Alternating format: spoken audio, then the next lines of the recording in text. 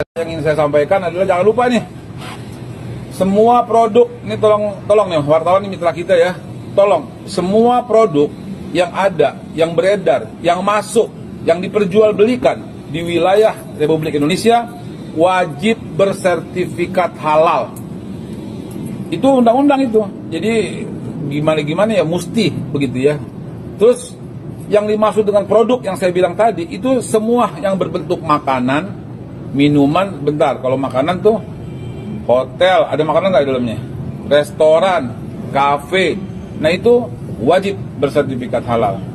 Minuman juga, dan kedua, ketiga obat juga, kemudian kosmetik juga, kemudian semua yang termasuk, bahkan fashion ya, barang guna semua, dan sembelihan juga, jangan lupa sembelihan dan semua barang-barang olahan. Pokoknya nanti mudah-mudahan ke depan yang masuk ke badan kita, yang menempel di badan kita, semuanya insya Allah akan kita upayakan secepat mungkin dengan peraturan dan regulasi yang ada. Dan jangan lupa nih, ini para pelaku usaha nih, kalau sampai batasnya tanggal berapa kemarin? 18 ya. Ini Pak Akil yang udah berjuang selama 3 tahun ini telah membuat kita jalannya udah tinggal jalan tol. Kalau udah macet juga udah kebangetan lah kita ya. Nah, saya juga dibantu sama Pak Wakil, ya Pak Waka, ya Kepala Badan, panggilnya Pak Fedi, Pak Afiansa Nur. Jadi nanti ya pelaku usaha nih saya bilangin, mulai tanggal 18 Oktober kemarin, kalau seandainya belum juga mau proses, belum juga ada logo daripada halal ini, halal Indonesia, akan kena sanksi. Sanksinya pertama administratif, kita kasih persuasif, peringatan. Ya, kita kasih peringatan, kita kasih persuasif. Kalau masih juga sanksi kedua itu adalah berupa satu, bisa penutupan usaha, bisa pencapaian dari peredaran.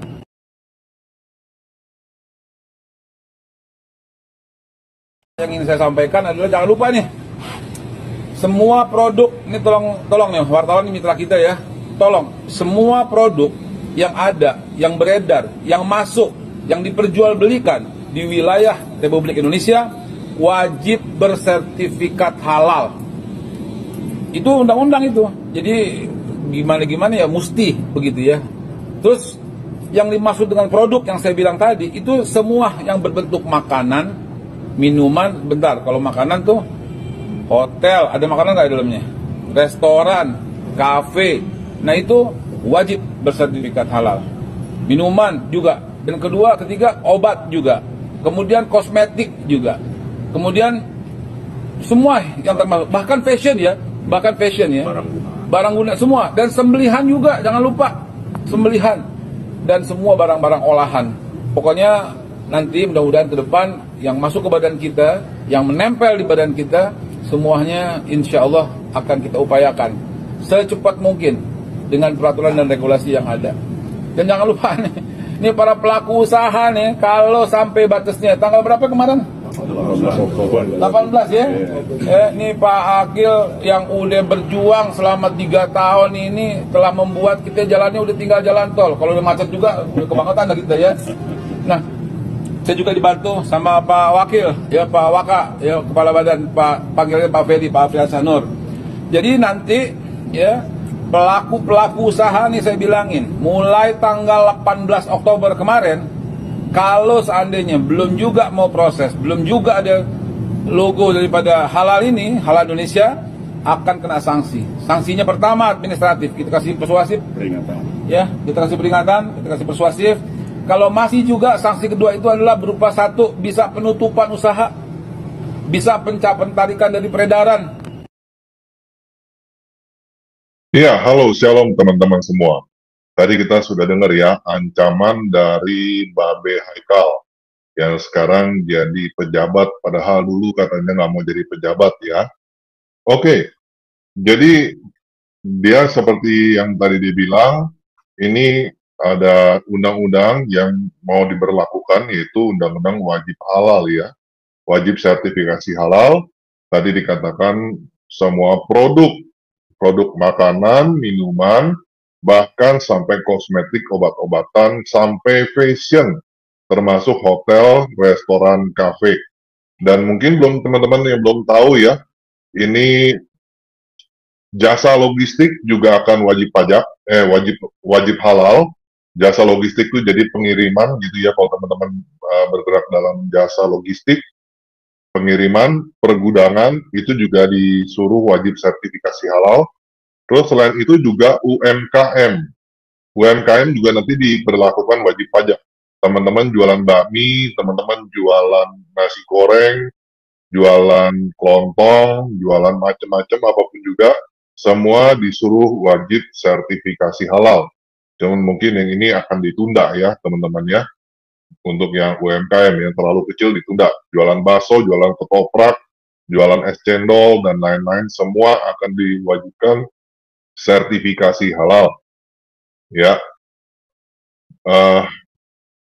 oke, ini ketutup ya. Nah, jadi ya UMKM makanan minuman harus bersertifikasi halal ya. Bahkan saya juga kaget tadi ternyata pakaian juga masuk, saya juga baru dengar itu ya. Fashion itu termasuk juga. Nah, jadi ini bagaimana dengan teman-teman yang tidak jualan produk halal, produk halal? Ya, kemungkinan besar akan seperti yang dikatakan oleh Babe Haikal tadi. Teman-teman akan usahanya akan dikenakan sanksi berupa penutupan. Ya, jadi teman-teman tidak boleh usaha jualan makanan babi atau makanan-makanan lain yang tidak halal, begitu. Nah, saya terus terang sangat tidak setuju dengan ini, dengan undang-undang pemaksaan wajib halal ini. Jadi, saya berharap kita gugat ke Mahkamah Konstitusi supaya undang-undang ini tidak diberlakukan ya. Kita gugat. Ini ada dua undang-undang, Undang-Undang Nomor 3 Tahun 2014 tentang jaminan produk halal, dan juga Undang-Undang Nomor 6 Tahun 2023 tentang ini ya, tentang tenaga cipta kerja.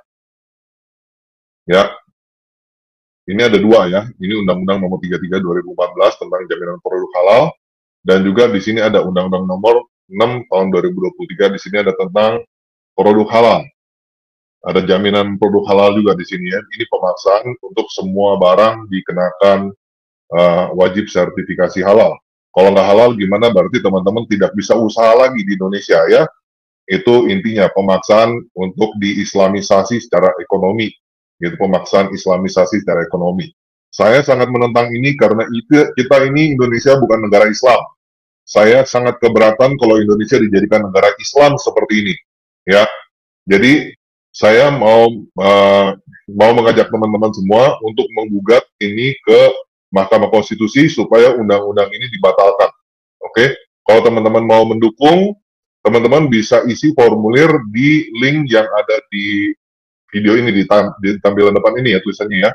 Teman-teman silakan buka browser, terus ketik bit.ly garing tolak wajib halal.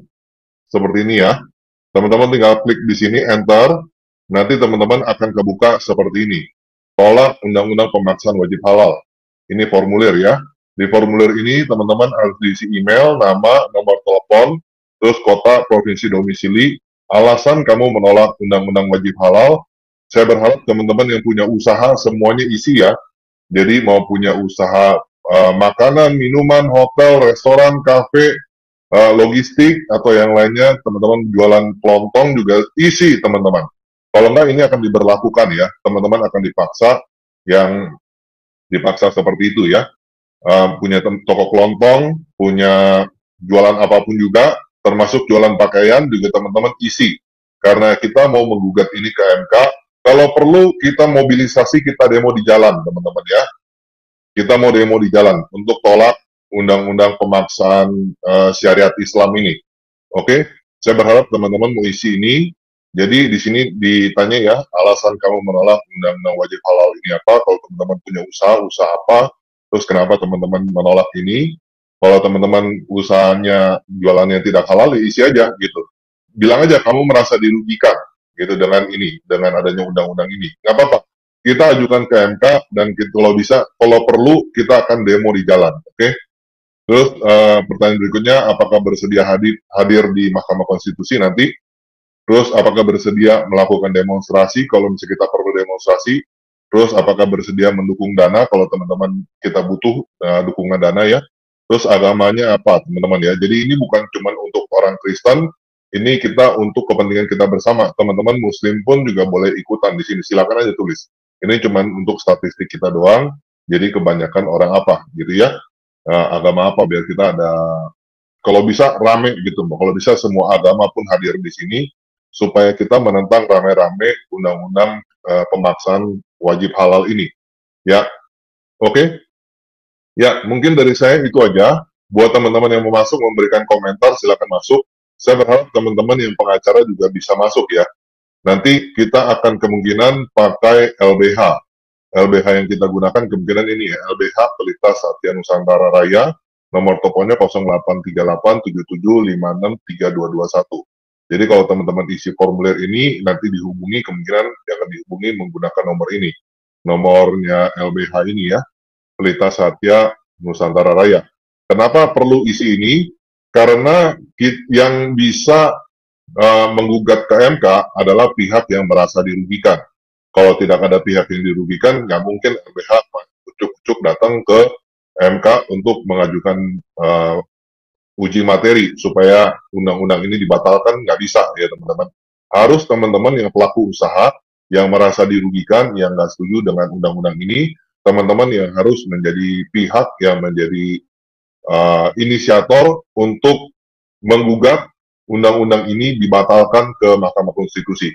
Shalom teman-teman semua, terima kasih sudah menyaksikan video ini. Wah, luar biasa Pak Babe Haikal ya, setelah diangkat jadi BPJPH ya, Badan Penyelenggaraan Jaminan Produk Halal, dan kemudian dia membuat aturan yang baru teman-teman ya, yang dimana ini menurut saya ini ada yang dirugikan dengan keluarnya aturan baru ini, yaitu harus ada sertifikasi produk apapun bentuknya maupun sembelihan-sembelihan termasuk daging B2 dan lain sebagainya. Nah, teman-teman, kalau ini diberlakukan kepada orang-orang khususnya Kristen ya, dan juga orang-orang yang memakan B2, ya, apalagi yang membuka usaha atau rumah makan yang menjual daging B2, dan itu mereka pasti sangat dirugikan kalau misalnya diberikan sanksi dengan menutup usaha. Nah, teman-teman, ini aturan-aturan yang sebenarnya ini tidak masuk akal diberlakukan. Kenapa? Karena negara ini bukan milik satu agama saja, teman-teman ya. Nah, jadi kalau diberlakukan itu, ya berarti orang Kristen nggak perlu pelihara B2, nggak perlu makan B2, nggak perlu dijual di rumah makan BPK. Nah, teman-teman, itu sudah sangat merugikan sekali. Dan aturan yang diterbitkan ini menurut saya ini tidak toleransi ya, teman-teman. Khususnya Babe Haikal, dia merupakan oknum pejabat yang memang tidak toleran. Nah, kenapa tidak toleran? Karena kalau kita kembali kepada definisi toleransi, itu artinya membiarkan. Nah, jadi dalam hal ini Babe Haikal tidak membiarkannya orang-orang yang selama ini dalam tradisi, dalam budaya mereka, kalau ada pesta menggunakan B2 misalnya, sembelihan. Nah, jadi kalau itu ada pelarangan itu dan kemudian tidak boleh dilakukan itu, maka itu satu ya, tindakan intoleran kalau ada pelarangan-pelarangan seperti itu, teman-teman. Ya, kalau menurut saya ini sangat kacau ya kalau syariat agama diberlakukan kepada seluruh umat beragama, sekalipun itu yang berbeda agama dengan mereka, kalau diberlakukan itu sudah sangat memaksa, teman-teman ya. Padahal kita punya hak kebebasan itu dijamin oleh undang-undang. Tapi kalau ada aturan baru atau ada aturan yang diterbitkan lagi untuk melawan undang-undang yang sudah lama, itu akan berbahaya, teman-teman ya. Jadi menurut saya kita harus perlu waspadai, hati-hati, ini visi misi daripada Pak Haikal ini.